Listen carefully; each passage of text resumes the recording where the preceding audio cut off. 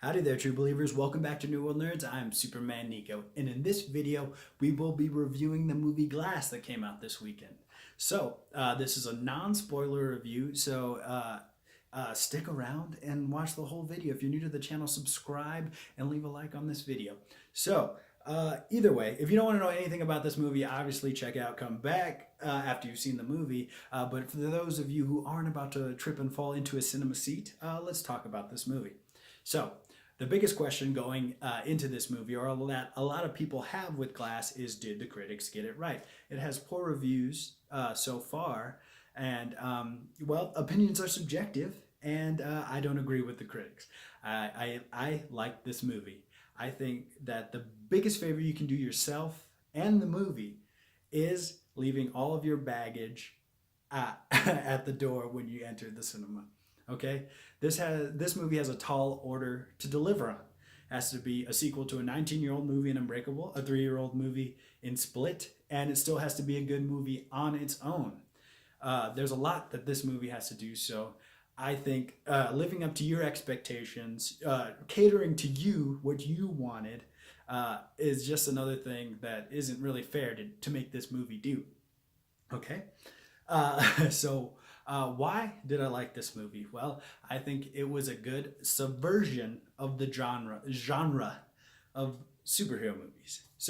I can see why the critics didn't like this movie, but I get my superhero fix, once a month basically now. And that's okay. I don't need this to be a big brawlum, a mashup of a different crazy superhero ideas. We get that. We get that 3 times a summer now, or 4 or 5 times a year now. We get it every freaking week on the CW. Okay, I wanted this to be different. As much as I tried to taper off my personal expectations, I still had some stuff that I wanted to see in this movie, and I did see that. I wanted to see what would happen if David Dunn, the character of David Dunn, would meet the Horde, and what would happen. Would meet Kevin Wendell Crumb. How would those two forces interact with each other? And we got that. There was a lot of other stuff. It kind of dragged there for a bit until all was revealed. I don't think every twist in this movie, and yes, there are multiple. I don't think. I think one of them I didn't really like, but I get it. Okay, like the way this movie kind of ends, I didn't really like it. But the stuff I really liked in the movie was more towards the beginning of it, and there was stuff going on where I was like, oh, I'm so glad I saw that. Oh, I'm so glad this happened. Oh, that was really good. This was really good. Especially like there was stuff that happened in Split, like James McAvoy's acting. They doubled down on that stuff. He is a great actor, and it's definitely on display. Samuel Jackson's Elijah Price is really good. Mr. Glass himself. David Dunn, it does seem like this is where the character would be, at this point in his life. Because we've gotten so many grizzled old version of characters that we really like, and some people don't agree with where they're at when we revisit them, but this one I definitely agree with. Like I said, there was some parts towards the end that I didn't really like, but I felt like this film built up enough goodwill with me that I still left the theater being like, I really fucking liked this movie. So what I want to do before I leave you guys is rank the Unbreakable trilogy now. Everyone laughed at M. Night Shyamalan when he said he wanted to do a superhero trilogy. Well, guess what? He did it. He got it. He did Unbreakable, Split, and Glass. There it is. We get our M. Night Shyamalan universe trilogy, not trailer. What am I talking about?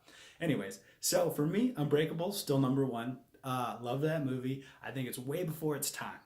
Okay, this is where it gets, spicy, as Gump's videos would say. A little dicey, all right? Glass, I put it ahead of Split. I enjoyed Split, but I think I would have enjoyed it a lot less if it wasn't connected to the Unbreakable movie. Yes, right now it's also still fresh in my mind. I haven't seen Split in a while, so that could be it too. I'll let you guys know when I rewatch either one of them. Okay, so let me know what you guys thought about Split down in the comments. And lastly, I want to say, if you saw Unbreakable or Split, this is a must-see.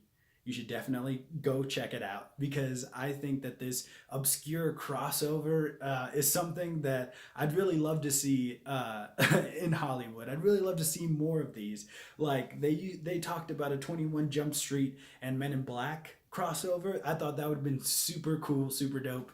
It would have been funny as hell. So even just something like two small properties, two really obscure things meeting up with each other, I really dig that. And I think we need to see more of it. I think we need people to take more chances on stuff like this. You know, we don't need a big crossover event like Avengers Infinity War, but yeah, it was dope as hell. But I think we can do some smaller scale ones that could still be very enjoyable. So definitely go see it. Especially because M. Night Shyamalan, he's messed up big time in the past, all right?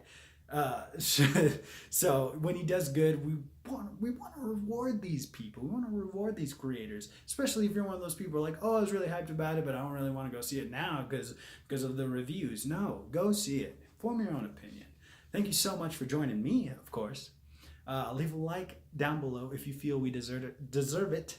If you feel we deserve it, go ahead and make a Sunday. Subscribe to the channel, hit the bell icon so YouTube can be your slave. Hit us up on Twitter at New World Nerds. Thank you so much for sticking around to the end of the video. Keep nerding out there, true believers.